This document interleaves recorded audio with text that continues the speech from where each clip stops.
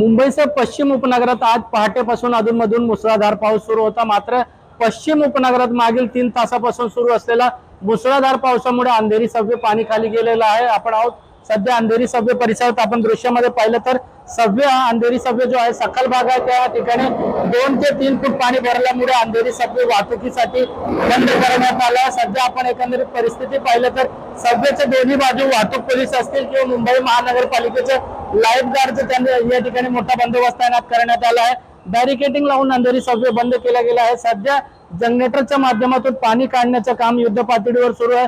मात्र अंधेरी सबवे बंद झाल्यामुळे मोठी पूर्व आणि पश्चिम परिसरात अंधेरीच्या वाहतूक कोंडी आहेत। मोठ्या संख्येमध्ये वाहन चालक जे आहेत या ठिकाणी रांगा लावून उभे आहेत। ते सबवे कधी चालू होईल आणि या सबवेतून अंधेरी पूर्व आणि पश्चिम बाजूला जाता येईल।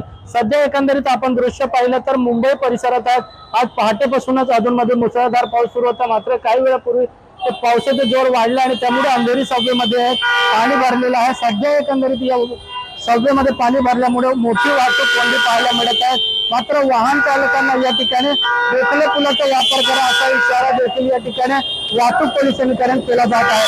कॅमेरामॅन मोहनचा सत्यम सिंह, एबीपी माझा, मुंबई। एबीपी माझा, उघडा डोळे बघा नीट।